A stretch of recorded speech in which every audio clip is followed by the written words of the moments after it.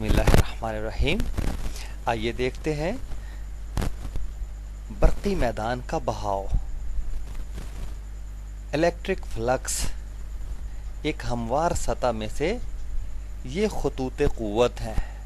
برقی خطوط قوت یہ ہموار سطح میں سے گزر رہے ہیں۔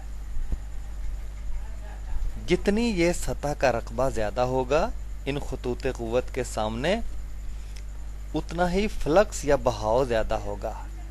یہ آپ ایک سطح دیکھ رہے ہیں جس میں سے برقی خطوط قوت گزر رہے ہیں۔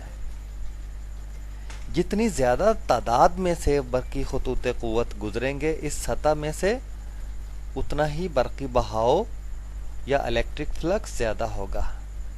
اس کا انحصار سطح کی پوزیشن پر ہے۔ جو پوزیشن آپ کو نظر آ رہی ہے اس میں سے زیادہ خطوط قوت گزر رہے ہیں، تو برقی بہاؤ بھی اس سطح میں سے زیادہ ہوگا۔ اب دیکھیے گا کہ ویکٹر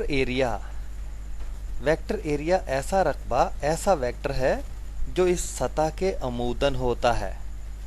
یہ جو سطح سامنے آپ کو نظر آ رہی ہے اس کے عموداً، یعنی ہماری طرف ایک ویکٹر ہم کھینچیں تو وہ ویکٹر ایریا ہوگا۔ اس کی سمت ان خطوط قوت کی سمت ہی ہوگی۔ یہ خطوط قوت اور ویکٹر ایریا جب ایک ہی سمت میں ہوں گے تو زیادہ سے زیادہ برقی بہاؤ ہوگا، یا دوسرے لفظوں میں سطح، ہموار سطح کا زیادہ سے زیادہ رقبہ خطوط قوت کے سامنے ہوگا۔ خطوط قوت زیادہ سے زیادہ تعداد میں گزریں گے، اور اگر اس کی پوزیشن بدل دی جائے، یہ جو سامنے آپ کو نظر آ رہی ہے، تو ویکٹر ایریا خطوط قوت سے 90 درجے پر ہوگا۔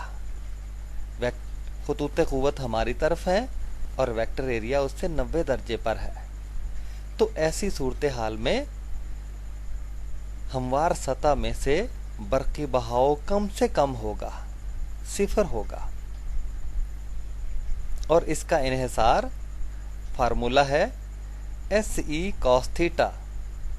SE cos تھیٹا اس صورت میں cos 90 درجے کا ہے اور cos 90 0 ہوتا ہے۔ اس لیے جو برقی بہاؤ ہے الیکٹرک فلکس وہ 0 ہوگا۔ cos 90 0 ہوتا ہے اور SE کے ساتھ یہ ضرب کھا جائے گا تو پوری رقم 0 ہو جائے گی۔ تو ایسی صورتحال میں برقی بہاؤ 0 ہوگا، کیونکہ ویکٹر ایریا خطوط قوت سے 90 درجے پر ہے، عموداً ہے، پرپینڈیکولر ہے۔ یہاں سے فلکس کے فارمولے کی طرف دیکھیے، فائی برابر SE cos تھیٹا برابر S ڈاٹ E، یعنی S اور E کا ڈاٹ پروڈکٹ ہے۔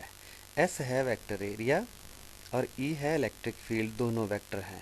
ان کا dot product SE cos theta ہے، جو تعین کرتا ہے کہ سطح میں سے کتنا برقی بہاؤ یا الیکٹرک فیلڈ گزر رہا ہے۔